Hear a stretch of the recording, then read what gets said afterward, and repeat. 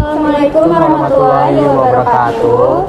Perkenalkan, nama saya Rizky Hikmatulaulia dengan NIM G1E024151.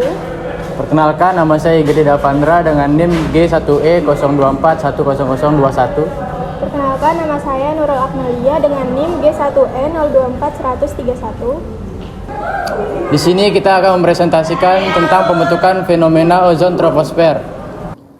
Ozon troposfer adalah gas pencemar yang terbentuk akibat reaksi kimia antara nitrogen oksida, nitrogen monoksida atau NO, dan nitrogen dioksida atau NO2, serta senyawa organik volatil atau VOC dengan bantuan sinar matahari.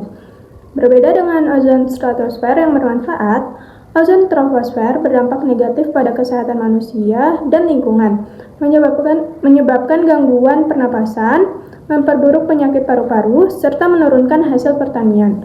Peningkatan kadar ozon troposfer di Indonesia tidak hanya disebabkan oleh aktivitas manusia seperti emisi kendaraan dan industri, tetapi juga oleh kondisi iklim global seperti El Nino Southern Oscillation atau ENSO.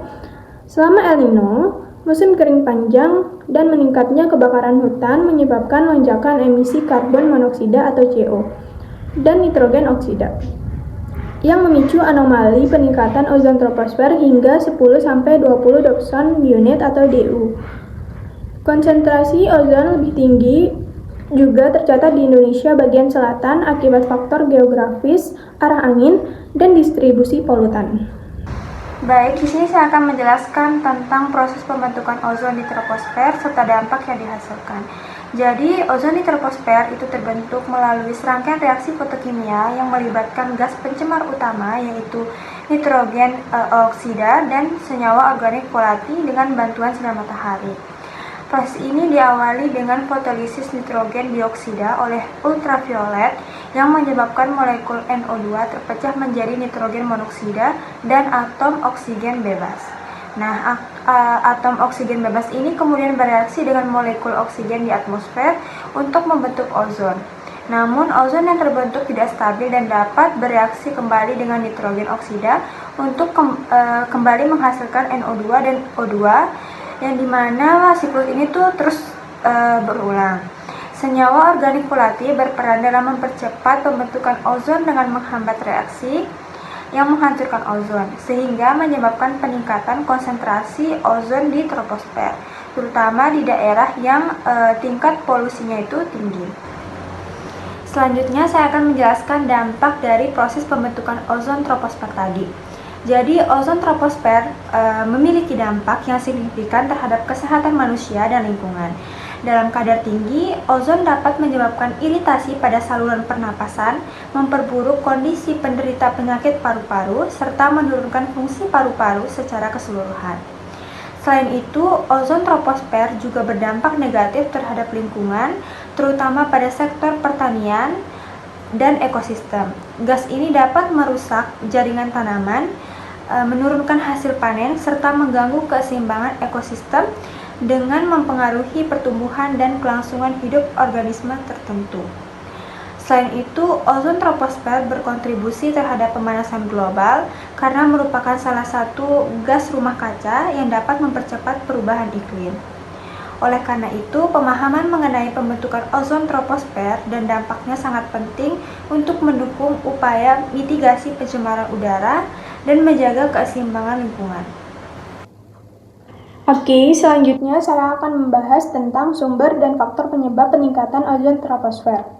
Ozon troposfer terbentuk akibat proses fotokimia yang dipengaruhi oleh beberapa faktor utama. Sumber utama nitrogen oksida berasal dari kendaraan bermotor, pembakaran bahan bakar fosil, serta aktivitas industri. Sementara itu, senyawa organik volatil dihasilkan dari emisi kendaraan, pembakaran bahan bakar, dan penggunaan bahan kimia seperti pelarut dan cat.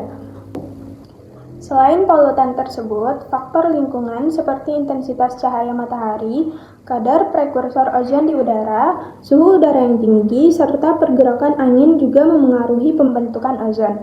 Selama kondisi atmosfer stagnan, ozon yang terbentuk akan bertahan lebih lama di udara dan dapat menyebar ke wilayah lain. Oleh karena itu, Pemahaman mengenai sumber dan faktor penyebab peningkatan ozon troposfer sangat penting untuk mendukung upaya pengendalian polusi udara, menjaga kesehatan masyarakat, serta mitigasi perubahan iklim. Ya, melanjutkan presentasi dari teman saya yang sekarang adalah nomor 4, yaitu peran senyawa organik volatil atau VOC. Nah, VOC ini adalah senyawa kimia yang mudah menguap dan dapat berasal dari sumber alami atau aktivitas manusia.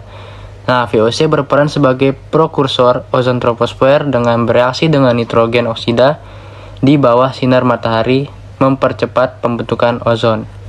Selanjutnya saya akan membahas tentang siklus ozon di troposfer.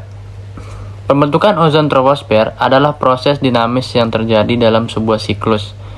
Ozon yang terbentuk dapat cepat terurai kembali dalam beberapa reaksi kimia. Secara umum, siklus ozon di troposfer melibatkan pembentukan ozon, penghancuran ozon oleh nitrogen oksida, dan pembentukan kembali ozon. Hal ini menyebabkan fluktuasi konsentrasi ozon di atmosfer. Nah, kesimpulan yang dapat dari laporan ini adalah ozon di troposfer terbentuk melalui reaksi fotokimia yang melibatkan polutan seperti nitrogen oksida, karbon monoksida, dan senyawa organik volatil akibat paparan sinar ultraviolet. Faktor-faktor ini seperti intensitas cahaya matahari, kadar polutan, suhu, dan aktivitas manusia mempengaruhi proses ini. Ozon troposfer berdampak pada kesehatan, kualitas udara, dan perubahan iklim dengan kadar tinggi yang beresiko, menyebabkan gangguan pernapasan dan pemanasan global. Oleh karena itu, pengendalian emisi NOx dan VOCs diperlukan untuk menekan pembentukan ozon yang berbahaya serta menjaga lingkungan dan kesehatan masyarakat.